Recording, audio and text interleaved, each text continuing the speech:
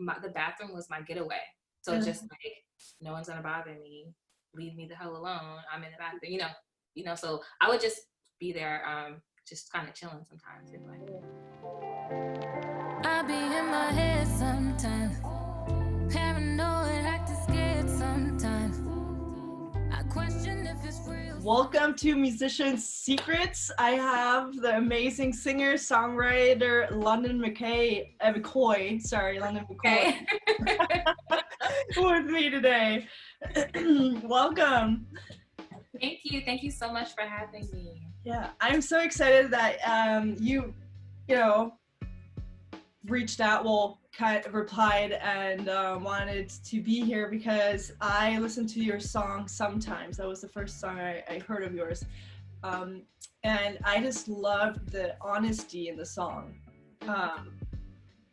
That's kind of what drew me in. I'm like, I need to get to know this girl. Like, she's awesome.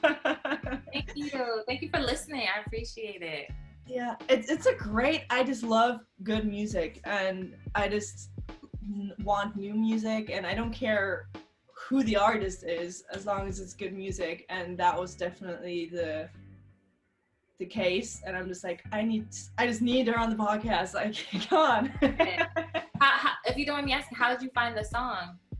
Through a playlist. It was called Independent Artists Only, I think. Okay, I'll have to check that out. Independent Artists Only. Yeah, it's really cool because it has a lot of artists on there that that you usually wouldn't know, but they have awesome music. And I think that's how I found your stuff. Okay, no, it's cool. But either way, it's just a cool playlist to find awesome new music. And I've actually got a few people that I already interviewed that I found through the playlist as well. So nice. I have to check that out. Is that on Spotify? Yeah, that was on Spotify. Okay, shout out to Spotify Independent Artists playlist. Yeah. It was really cool because let me show, it has this purple background and like these headphones on it, because sometimes if they sound very similar, then this is what it looks like. Nice. Okay, I'll definitely follow that playlist. Yeah, Independent Artists Only. So Kelly, I never know how to pronounce her name, but who she updates the playlist like every few days, which is really cool. So I think her name is Kelly Lai. So okay. Kelly and then Leigh. Okay. But yeah, I think if you put in the title, you'll find it, and then it just has like tons of. Oh, I see Sail Away right there. Yeah, I did. I see it. Thank you. Yeah, I've like listened to it today all the way to work and back. It's been like on repeat. Oh, thank you so much. Thank you so much. So so I can't wait to talk about your singles because they're really, really good. Before we dig into that though, just a quick run, you can take all the time in the world, a run through of what got you to music, what got you into songwriting, where you're from, and who are you basically? So I'm originally, again, thank you for having me, London Mckoy. It's my name or my artist name, I should say. And I am originally from New Jersey. I currently reside in Brooklyn, New York. I've been singing since I was little, but I didn't take music seriously until maybe after high school. And I dabbled with songwriting, and I would write poetry and books and like all these different creative things growing up. But I feel like sometimes with music or with singing, you don't know that you can sing until you're affirmed. So when I was little, I was in the what is it called? The Wizard of Oz, the play. And like the principal like called my mom and was like, "Did you know she can sing?" And my mom was like, "No." She was like, "No." My mother sings too. But around like 5th grade, I knew I had that capability to sing, but yeah, I really didn't take myself serious until maybe high school. It was a desire, but I took it serious in high school, and I would write songs with some friends. And then I want to say maybe in 2013, that's when I recorded my first single and EP. It's really old, but it was a song called Bittersweet. And I wrote about this guy that I liked, and I sang it at a coffee shop at this open mic, and a lot of people really liked it. So from then on, I got a great response. And I wrote that song in my car, just like randomly. I used to write a lot in my car, just like freestyling and just like coming up with melodies. So yeah, again, affirmation, people just like, oh, I like this. So I'm like, okay, I guess I'm doing this. So I wrote more songs. And yeah, I just started writing more music. I stopped for a while because life happens. And then going into beginning of last year, I released Sometimes. I wrote Sometimes. We'll get into that later. But yeah, that's kind of the summary of, my musical journey, I guess. That's interesting that you wrote like a lot in your car.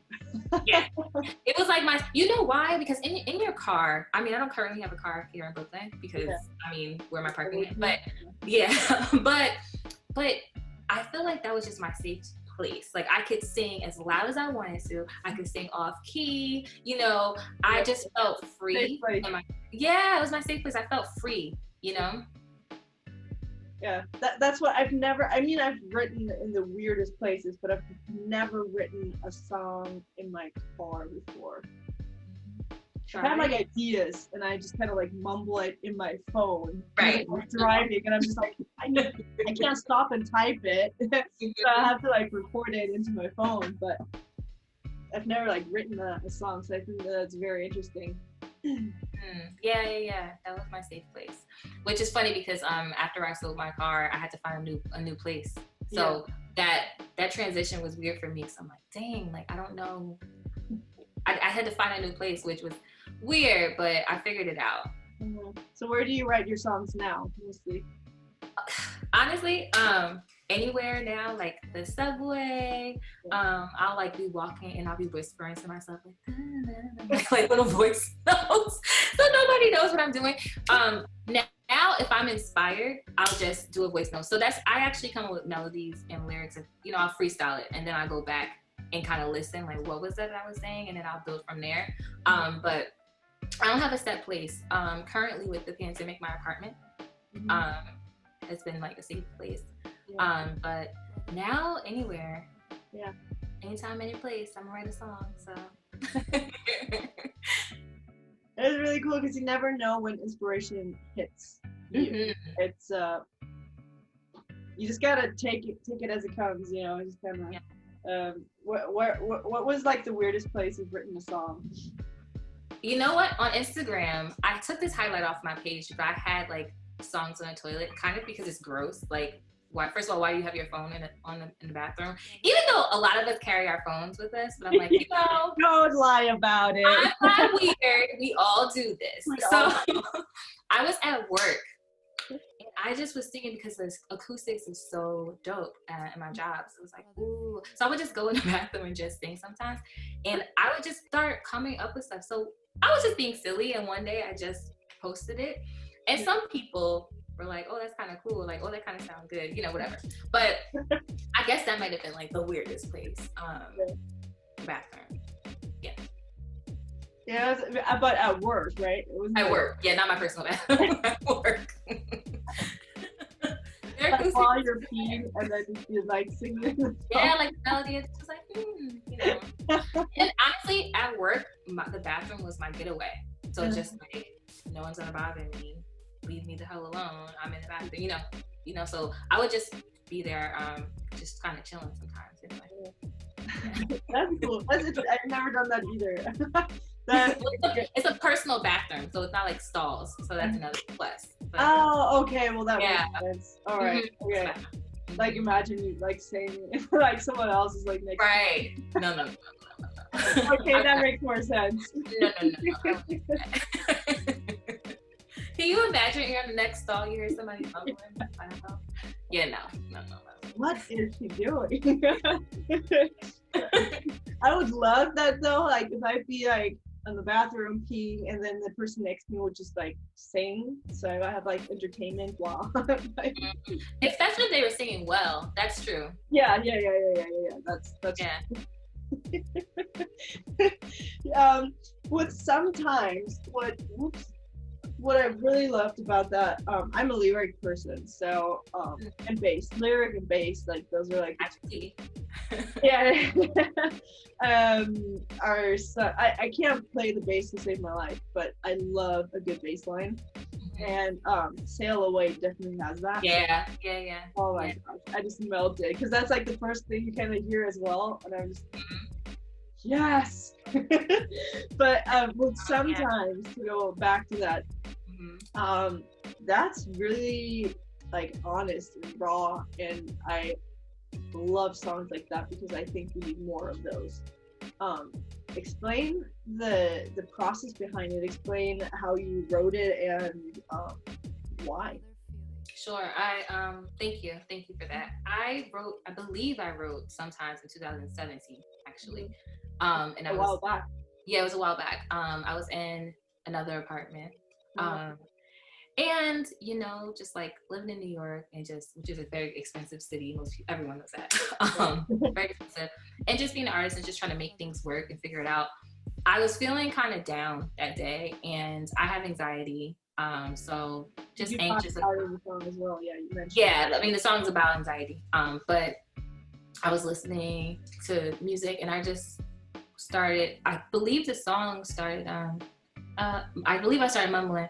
I'll be in my head sometimes. I just get sometimes. And I just was like mumbling and like doing different things. And I just was like, So I just recorded myself. And I just like recorded myself. And at first I left it alone, but I sent it to a friend. And it was a guy friend. He was like, wait a minute, I think you should work on this. And I was like, yeah. And he's like, cool. So then I'm like, okay, drinking water, trying to mind my business. And I'm like writing, but these are all, honestly, it wasn't like I was this song wasn't like I was sitting down trying to find the lyrics. It just kind of came to me. And then I build upon that. And it's interesting. When I finished the song, I did not like Sometimes. I didn't like it. No. So it took me so long to release it. I was like, I don't know if I like this song. And it probably was a vulnerability thing. Yeah. But, you know, I just wasn't feeling it at first. And then I brought it to a friend of mine, Preach Gold, who's a producer. At the time, we sat with it, we worked with it, went back and forth. And then a mentor of mine, Nina Rosen, we discussed it. She actually helped me write the song. After I wrote Sometimes, went to her, we kind of restructured it, and she added her amazing flair. She's amazing, so definitely check her out. And I was like, okay, this sounds good to me. Again, I wasn't sold. But yeah, I think, again, for me, I think I was just uncomfortable with the vulnerability and where I was at that time, and just understanding anxiety and just feeling overwhelmed about things I can't control. Yeah. And like, for me, just there are situations, especially now, so interesting. I wrote that, what is that? Let me do the math. 3 years ago. 3 years ago. And I released it at the perfect time because I had no idea that I was going to be releasing this song in the middle of a pandemic where it's so relatable. You know, that's crazy. For me, like, I'm a spiritual person. That's totally God, because I was like, I wasn't even feeling this song. But, you know, this song, but it resonates now. And I think it resonated with a lot of people for that reason. Yeah. But just feeling like, okay, I don't know if I want to be here. I don't know if I don't want to be here. I don't know, like, just my, you know, just those thoughts that we don't discuss often. Mm-hmm. So I feel like that was the resistance for me with releasing the song, just that vulnerability. It takes a strong person to release a song like that. Thank you. Yeah. I mean, and it's okay sometimes to like hold back. Like, if it's just a song that's yours for the time, that's fine too. Like, you can take your time to release. Yeah. Like, just because you've written it doesn't mean you have to release it like in the next months, year, whatnot. Like, I think when you're ready, and then you can stand behind it. So I think it's really you know, cool that you're like, you know what, I'm not quite there yet. I'm not ready. You know, it's still too vulnerable right now. And yeah, it's really funny because the more people I talk to, the more like mental health and anxiety, it just comes up all the time. Like I struggled with depression in like my 20s, like beginning, I was like 2021, and music is really what helped me out of that. Like listening to other musicians going through the same thing, I'm like, oh my gosh, okay, I thought I was the only one going through this. I thought I was the only one with anxiety. I thought I was the only one that's struggling with depression and having these thoughts, and you know, and so I think it's really cool and just brave that, you know, that you're saying it. You're just like, sometimes, you know, just have those days. Yeah, and you're right. Totally. And I appreciate that, and I think that's what drew me into the song. It drew me into the entire, you know, you and the lyrics and everything. Like it's just, I love it. Thank you. No, that means a lot. You know, it means a lot knowing that it resonates with someone else, you know, like, and the feedback I've received from the song is incredible. And it's not just because people, you know, I love that people like the song, but when you feel the lyrics, like you said, you're a lyrics person, when someone relates to the lyrics, especially words that are so personal to you, and this is how I felt at that time, and they feel every other day or whatever. Yeah, it's nice. It's nice to know that. So thank you. Thank you so much. I have my favorite. I wrote down the lyrics of my favorite phrase, and I hope I don't become. From my song? Yeah, your song. Oh, okay, good. It's more like in more of the beginning of the song. I didn't write down exactly what minute it was on, but I love this phrase. It says, "I'm scared to live, but I'm scared to live, but too scared to die, because all of these thoughts, they consume my mind. All of this is the world is a tragedy. I'm just here trying to keep my own sanity." Yeah. Thank you. Yeah. Wow, that's brave to say. Like, that's just putting it out there, you know. Yeah. I mean, I've definitely had those thoughts before. Like, I haven't attempted to commit suicide before, but I've also questioned if part of that reason is because I'm afraid to. Yeah. You know, like, I don't know what it's like not to be here. And it's like a part of me doesn't want to know what that feels like, but it's just that, you know, rocking the boat. And you know what? These thoughts happen, these things occur. And just aside from the pandemic, just like the injustice that's going on around us, you turn on the television, you're seeing, totally, especially here in the USA. Oh yeah. I can imagine. Just tragedy. So living here as a Black woman and seeing all these things around me, and then on top of that, trying to keep myself afloat, keep my loved ones afloat, and you know, I have my own thoughts. So yeah, thank you for mentioning that line. That's a very real line to me. And yeah, unfortunately in 3 years it hasn't changed, so yeah. Hasn't changed. Yeah, I mean, do you have like a way of kind of dealing with it, or is there so if anyone else, which is most of us, experience that anxiety, what advice would you give them? So my advice would be to seek help if possible, whatever that looks like for you. I'm in therapy currently. So I'm in therapy currently, and I know that sometimes it can be difficult to find a therapist who relates to you, who you can connect with. So I am not going to pretend that therapy is easy, because the first step is finding someone you're comfortable speaking with and seeing if that works. And then there's doing the work, which is digging deep and letting these things out, which is also I don't want to curse on here, but it could be a poop show. You know, just doing that. It can be really hard. It can be really hard to do that. And difficult, challenging.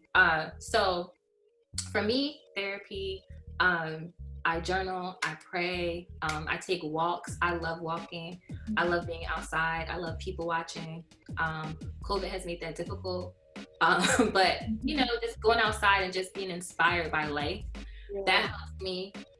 Music, as you can see, I like vinyls behind me. Music that's my connection, you know, so I'm a huge Stevie Wonder fan, so I listen to this. You know, come on. Can we just take a moment? Oh my gosh. Don't get me started on Stevie Wonder. You know, so, but artists like Stevie Wonder, you know, and Shaka Khan and just Erykah Badu, all these amazing artists that I'm like, okay, I'm not feeling it. I turn on something that makes me happy and I dance. Yeah, and I dance and I move around. I'm blessed enough to have great people in my life, so I'll call a friend or two. But I'm careful with that because sometimes there are times where I don't want to offload other people. So I'm learning, especially in these current times where everyone has something going on, and we're like stuck in the house and just people are losing their jobs, and you know, I'm trying to balance that where I can reach out for help, but you know, I have my therapist, I have my, you know, my resources. So share with friends, but don't jump on them because we're all going through a lot. For sure. So I guess that's my advice.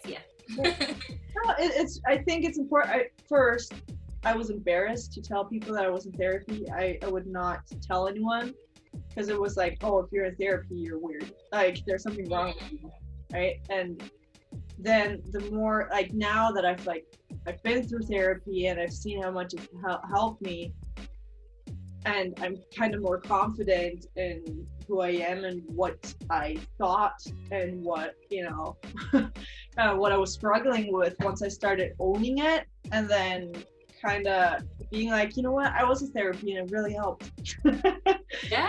You should try it sometime, you know. And I think as soon as we start, you know, really opening up and talking about it, and trying to make it okay, kind of being like, you know what, it's okay to be in therapy, it's actually healthy if you need it to go and get it. Right?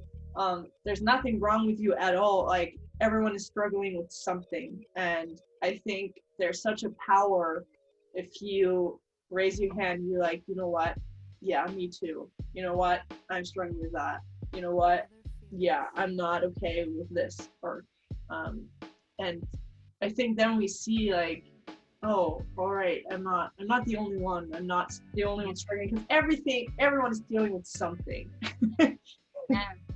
Right? I love that. Yes, you're right. I love when you say, you know, raising your hand and saying it's true.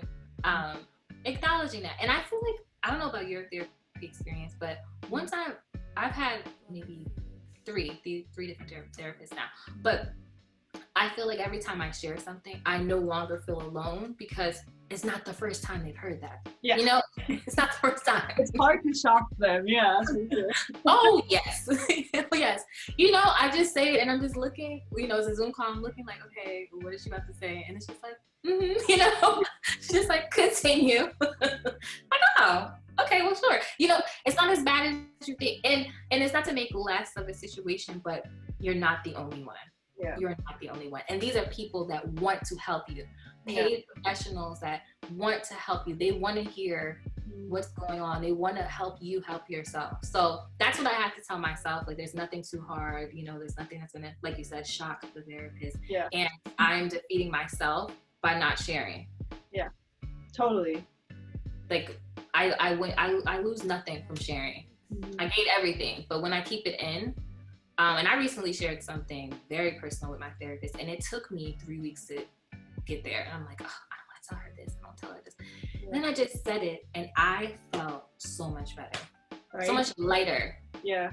And it was hard. It really was hard because, you know, I think it's the judgment, like you said, and it's like judgment from myself. Like I'm judging myself for admitting this. Mm-hmm. But once I said it, I let it out. I was good. You know, just like, okay. Wasn't that bad? Deep breath. Okay, now we can work on this, you know? Yeah. I think that taking that route is 100 times harder than not talking about it. Like you said, like you're only hurting yourself, because that's what I did up until then. I was just swallowing my problems. I didn't talk about it. I didn't want to know. Like I literally got my brain to suppress all these memories that I had.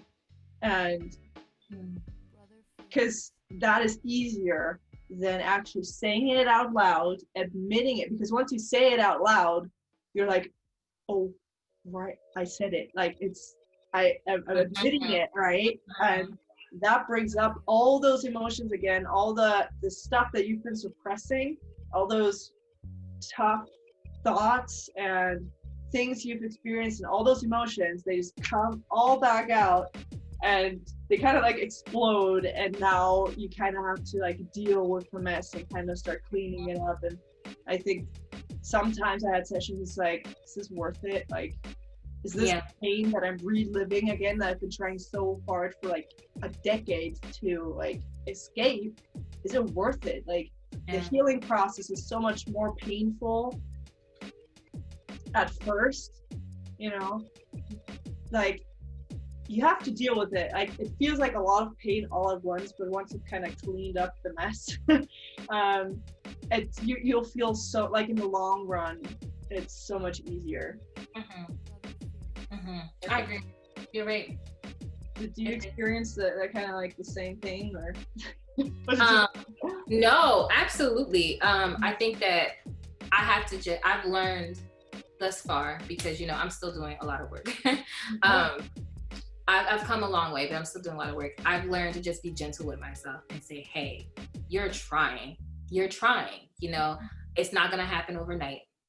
And I have to remind myself, because I'll get into these ruts. I'm like, oh man, like I just apologized to someone the other day, and I can be quite prideful. And I was just like, nah, you need to apologize. And I sat down with myself. I was like, girl, you're growing, you know? But like, I you know, I'm taking these moments to celebrate myself. Yeah. Because that was a big step. And sometimes that when I'm working through these emotions and working through, like you said, past traumas, I don't feel like I'm growing. I'm like, why am I still hitting this wall? Why does it still hurt? Why is it still an issue? Why is it still a trigger for me? And I'm like, you know, like you said, is this worth it? I still feel a lot of pain from this. This is still taking me back. When the hell am I getting over this? But it's these small victories. Yeah. Where it's like, no, something's changing. You're gonna get there. And being content with the fact that, you know what, in my lifetime, I may never get to a point where I am just completely perfect and nothing bothers me and I'm no longer triggered, but I feel content knowing that my relationships are, I can see the fruit in my relationships because I'm trying. Yeah. I'm trying, you know? So yeah, I relate to that a lot. That's really cool. That I got a question once from a friend of mine, and she asked basically like, when does the pain stop, or when do you know that you've healed? And there's a quote that I really like, and it's kind of goes back to what you said, is pain doesn't mean that, or the pain doesn't mean that it never existed. It just means it doesn't control your life anymore. So, or healing. I think healing, you know, you've healed once it doesn't control you anymore. It doesn't trigger you anymore. Because you'll still remember, but it won't affect you the way it did. Like before, I had the situation that I just was traumatized since I was a kid. And my brain was suppressing it so badly for over a decade that I wouldn't talk about it, or when I did, I had to cry so hard that I couldn't even tell the story fully. And now I can talk about it like just normally without having it like being so emotionally overwhelming that you know, I can't talk about it. Be like, oh sorry, I need to stop. But you know, so I think a lot of people, they kind of mistake that. It's like, oh, if I can still remember, and if it's still, you know, then I'm not healed yet. I'm like, no. It just means it doesn't control you anymore. Yeah. And I think you just touched on something great, which is like our idea of healing and our expectations on what that looks like, you know, because I definitely have been at that point, or I've reached that point where I'm like, well, I want to shut down. I don't want to remember this, and I don't want to feel. And it's like, well, numbing and numbness isn't healing. Yeah. You know? avoidance isn't healing. But like you said, it feels better in the moment to just wipe the slate clean and no longer remember and no longer acknowledge, but then you're removing forgiveness and you're removing all the other things that comes with that, which to your point takes work and it may hurt. It may hurt. Yeah.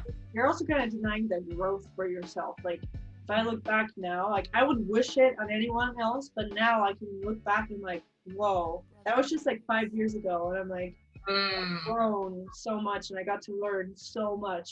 And now I know when something traumatic happens, I know how to deal with it now. I know how, how I react and stuff like that. Now I've learned, for some reason, we never learned how to use our first aid kit, if I can say so, for our emotional needs. Like, we know what to do when we break our own. We know what to do when whatever happens. But for some reason, when our emotional side of us also needs healing as well, and we don't learn how to do that. No, yeah, that's true. We're not really equipped. I'm reading this book by Bell Hooks called All About Love. And in the book, the author discussed like our childhood and like we're not really taught to love.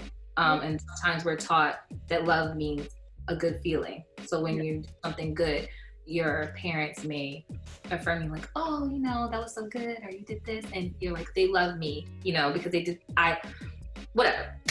So when she breaks down childhood and some of our experiences, I'm in this space now where I'm re-identifying like love and like, what does that mean? Like, let me redefine what love means to me. What does it look like? How do I receive love? Yeah. Why do I receive love this way? Why do I recognize these actions as love? And what you just said really made me think about that, because it's just like, yeah, we're not really equipped with those tools on how to emotional intelligence, really, and it's made me, just reading these chapters, it's made me a little bit more gentle with myself, but others also. But yeah, so that's why, this is like a whole, but sometimes your song sometimes just really sums it up, what we just talked about. And so that's why I think I just connected it with that song in particularly, because it just struck a chord with me, because it just kind of reminded me of the time when I was kind of going through it. And I don't think you'd ever have like, oh, okay, now I'm done working. Yeah. It's always, there's always stuff to work on. Yes. But, yes. But it's just nice. I just love songs like that, because we need more songs like this. We need more artists like that. And so I really I'm not just saying it just to thank you, whatever reason, right? I really, from the bottom of my heart, I love this song. And I just really, I listen to the lyrics, I really do, and they just really struck a chord. And so I just want to thank you for releasing it. Finally. Thank you. Right. Thank you. No, that's love. Thank you so much. I appreciate it. So with Sail Away, it's so different. Like the songs can be more opposite. Like music from the music and from the lyrics, and that's why I love that one as well. Especially the bass. Like I said, I love a good bass, and it's so funky. It has like that slap.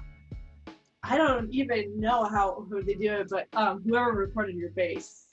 Yeah, so I was gonna say shout out to James. His Instagram name is, looking at it, Just Say Jimmy. Okay.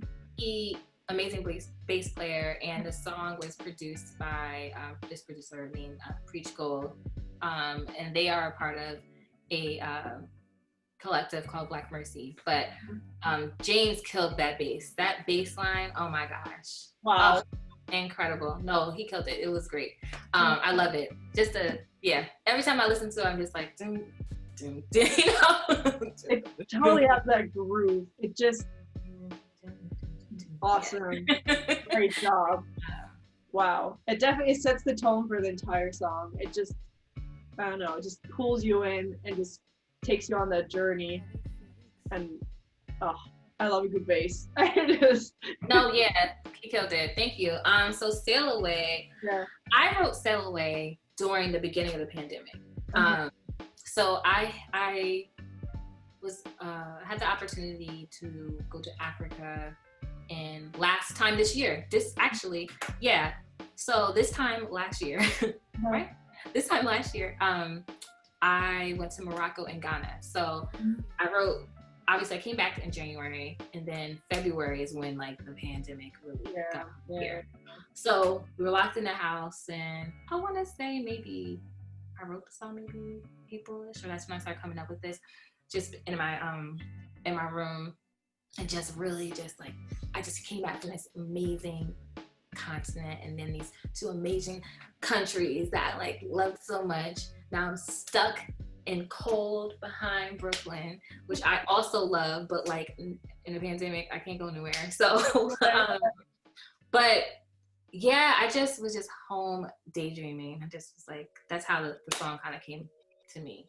And that one was a lot easier to write. I wrote Sail Away, melody came, lyrics came, sent it over to Preach, and then, yeah, and it's just song. Wow. Easy.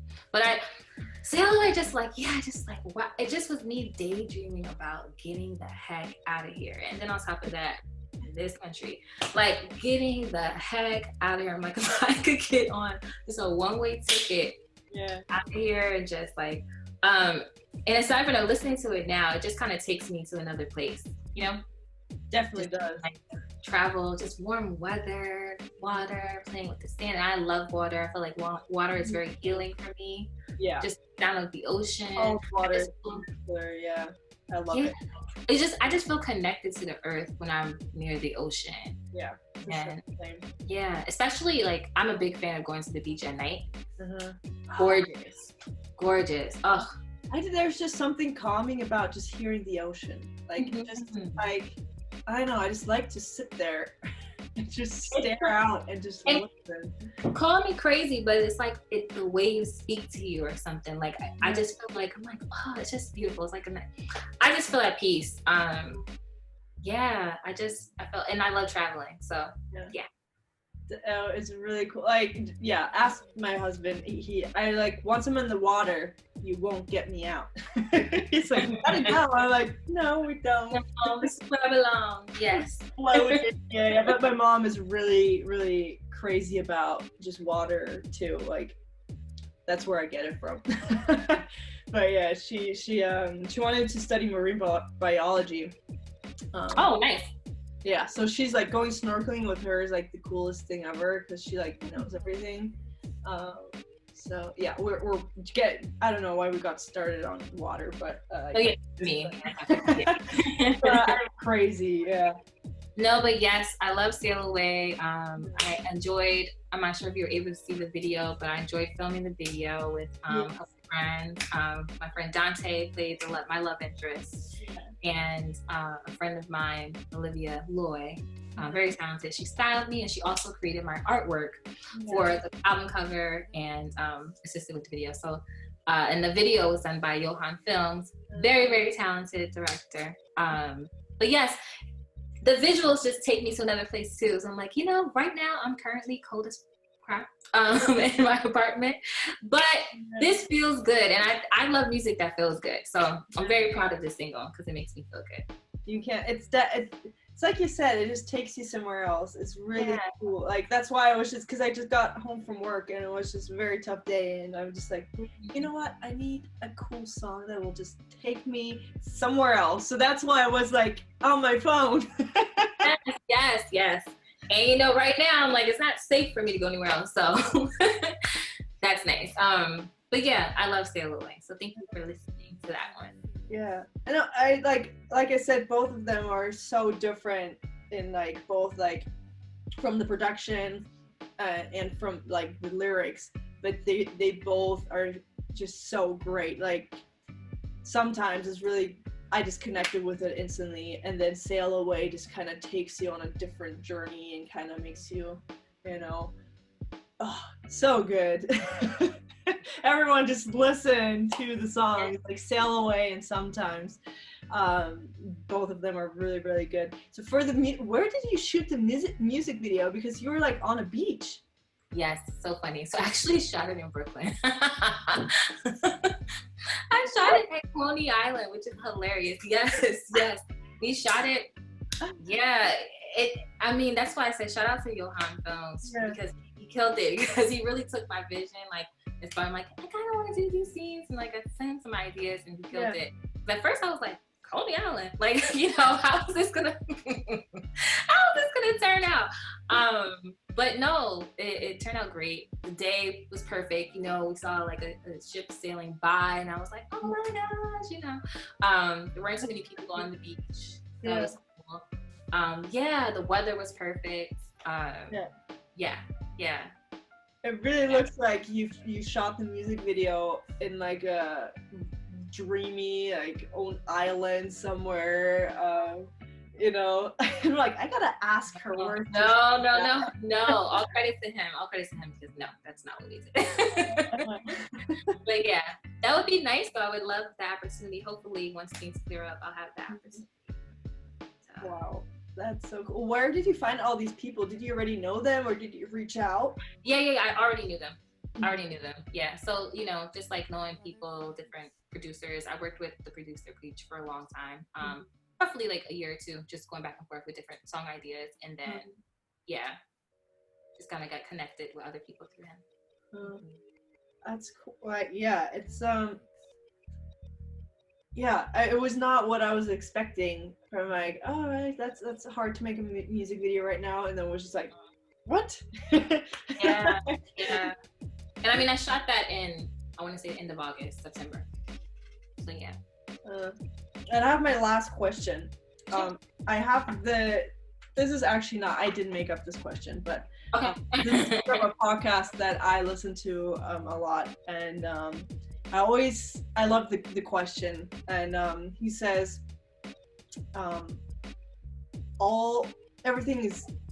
this is like your last day, and everything you created is gone. All your music is gone, all your Instagram posts is gone, everything you ever put out there, it's gone.